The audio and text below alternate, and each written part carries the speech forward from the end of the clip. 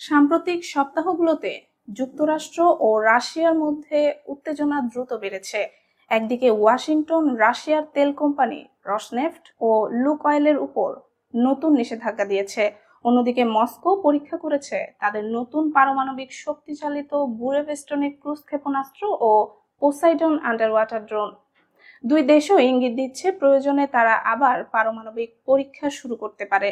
বছরের শুরুতে সম্পর্ক উন্নতির সম্ভাবনা থাকলেও এখন উভয় পক্ষই কড়া হুমকি ও পাল্টা হুমকির উপর দাঁড়িয়ে আছে। ডোনাল্ড ট্রাম্প দ্বিতীয় মেয়াদে হোয়াইট হাউসে ঢুকেছিলেন ইউক্রেন যুদ্ধ দ্রুত শেষ করার প্রতিশ্রুতি নিয়ে। তিনি বলেছিলেন পুতিনের সঙ্গে তার ব্যক্তিগত সম্পর্ক এই সমস্যার সমাধান করতে সক্ষম হবে, কিন্তু যুদ্ধ থামেনি, বরং আরো জটিল হয়েছে। দ্বিতীয় মেয়াদের শুরুতে কিছুটা অগ্রগতির ইঙ্গিতও মিলেছিল। দুই দেশের মধ্যে দীর্ঘদিন পর সরাসরি যোগাযোগ শুরু হয়। দুই নেতা নিয়মিত ফোনে কথা বলেন এবং আগস্টে আলাস্কায় বৈঠকও করেন। সংলাপ বজায় আছে, এটাই সেই সময়কার সবচেয়ে বড় অগ্রগতি। মার্কিন জাতীয় নিরাপত্তা কাউন্সিলের প্রাক্তন কর্মকর্তা এন্ড্রু পিক বলেন, অন্তত তারা কথা বলছে, এটাই কূটনীতির ভিত্তি।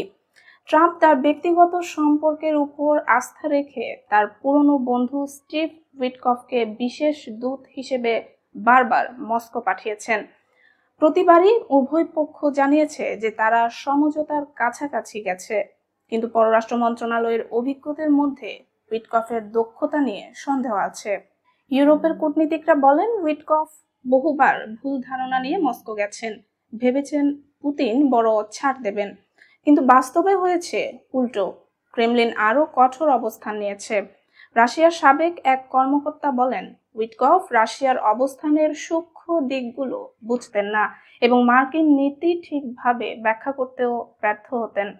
ফলে দুই পক্ষই প্রায়শই একে অপরের ভুল সংকেত বুঝে আলোচনায় আটকে যেত। আলাস্কায় পুতিন ট্রাম্প বৈঠকের সময় পরিস্থিতি আরো স্পষ্ট হয়। বৈঠক হঠাৎ সংক্ষিপ্ত করা হয় কোনো ব্যাখ্যা ছাড়াই। পরে তারা যৌথ সংবাদ সম্মেলনে আসলেও যুদ্ধ শেষের কোনো বাস্তবসম্মত ঘোষণা দিতে পারেনি।